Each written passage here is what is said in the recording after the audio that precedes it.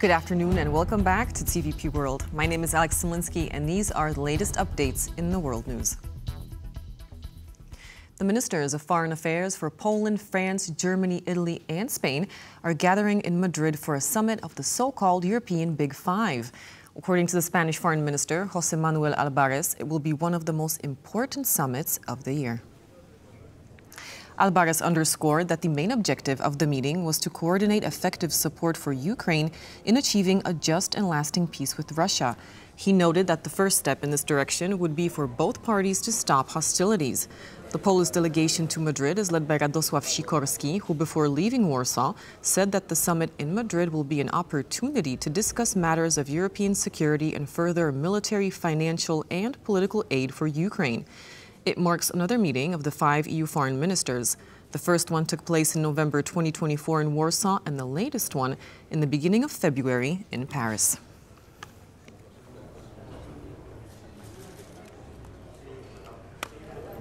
And the images you are seeing now is a live view from that summit in Madrid, which is about to take place.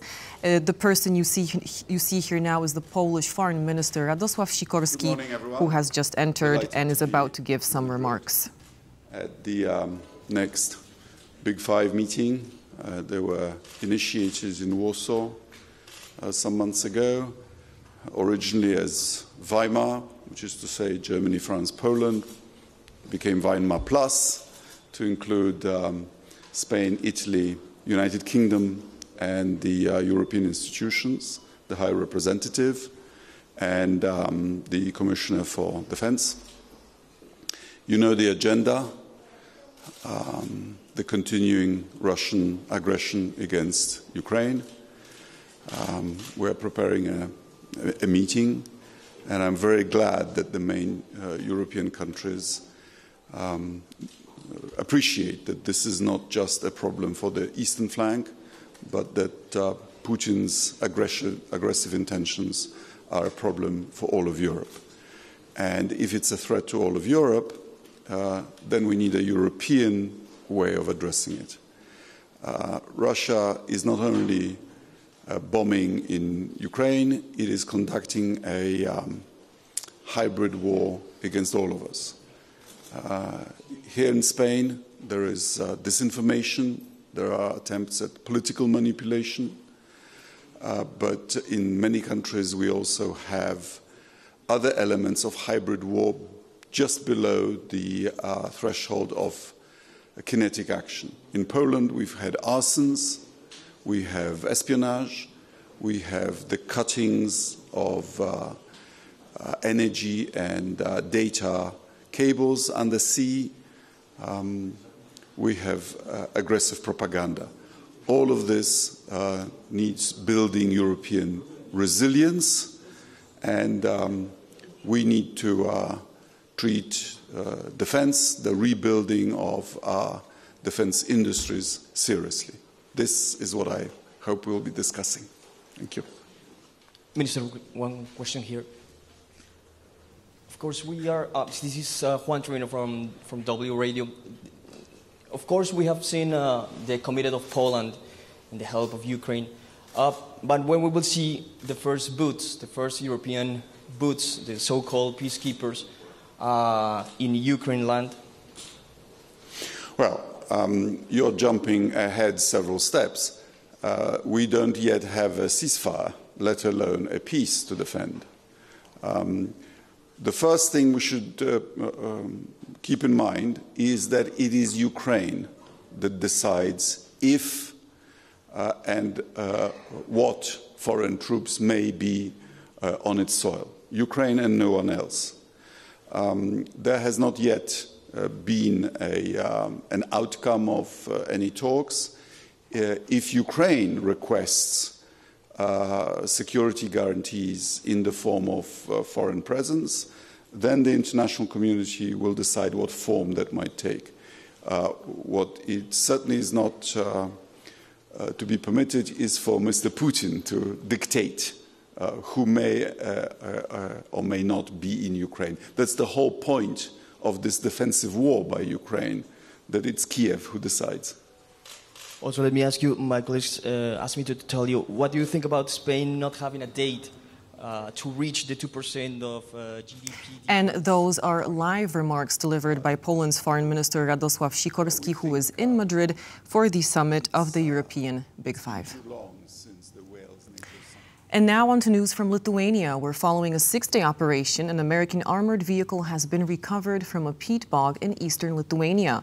The Lithuanian defense minister has said that the extraction lasted 4.5 hours after 2 ropes were attached to that vehicle. So far, there's no information about the crew of the M88 recovery vehicle, which consisted of 4 American soldiers. During last week's exercise at a military training area near the Belarusian border, the U.S. Army vehicle, one of the largest armored recovery vehicles in use by U.S. military, got stuck some 4 meters below the surface of the water and under 2 meters of mud. As part of the nearly week-long operation, NATO forces set to build and widen forest roads, as well as strengthen the banks of the reservoir in order to transport heavy equipment on site. American, Lithuanian and Polish soldiers took part in the rescue efforts. Polish Prime Minister Donald Tusk and his Minister of Defense, Władysław Kosiniak-Kamysz, will sign a deal on Monday with the United States on the delivery of logistical support for the second phase of the Vistula program. According to Kosiniak-Kamysz, the agreement will allow Patriot launchers in Poland, which are the central element of Polish air defense, to become fully operational. The deal with the United States involves logistical and training support for the Polish armed forces. According to the Polish defense minister, Poland is heavily investing in security and is the second country after the United States to acquire the newest Patriots, equipped with an integrated air and missile defense battle command system. The main goal of the Vistula program is protection against tactical short-range ballistic missiles, cruise missiles, bomber aircraft, and unmanned aerial vehicles.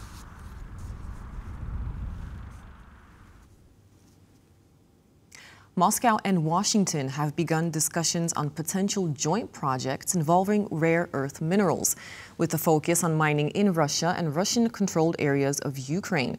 Kirill Dmitriev, Russia's special envoy for international economic cooperation, recently confirmed that talks are in progress and some companies have already expressed interest, though details do remain scarce.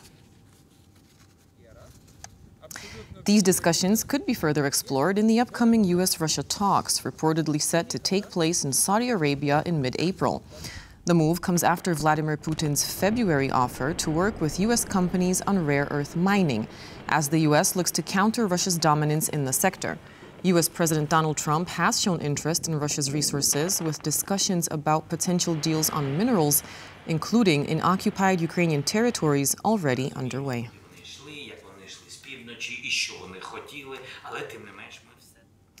And while on board Air Force One, U.S. President Donald Trump expressed dissatisfaction that his Ukrainian counterpart might be attempting to renegotiate the rare earths agreement with the United States, and criticized Vladimir Putin's demands for the installation of a transitional government in Kyiv.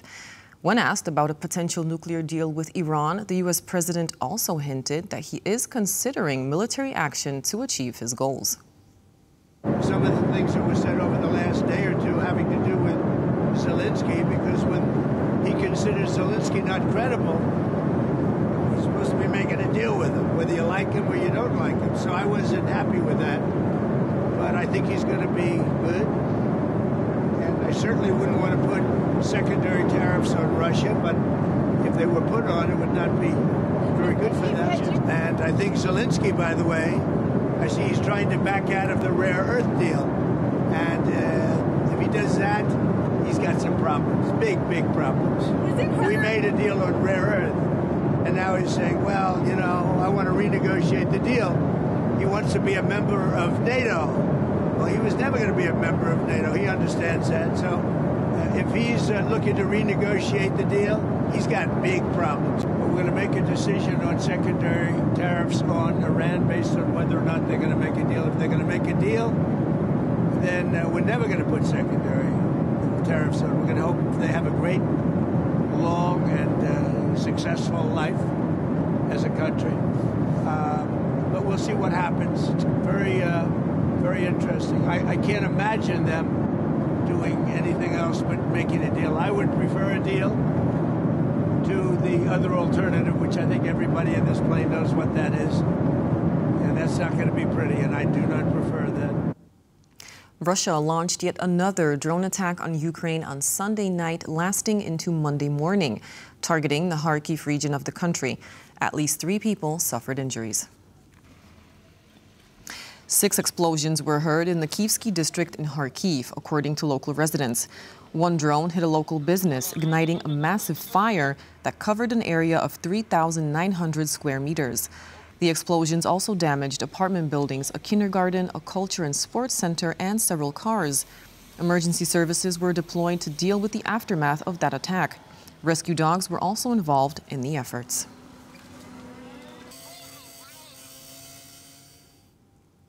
Today, a Warsaw court will decide whether to arrest Poland's former Justice Minister Zbigniew Ziobro from the Law and Justice Party.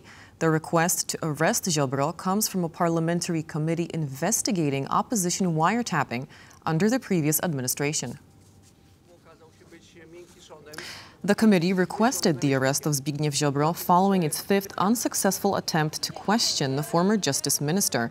Allegedly, Ziobro was involved in the misuse of mobile phone spyware. The committee wants the former minister to be arrested for 30 days, during which he would be available for questioning.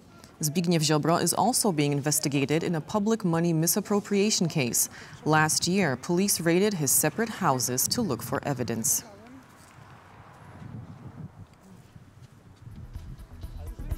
And with that, it's a wrap for this edition of The World News. But as always, do stay tuned to TVP World for more breaking news, updates, and commentary.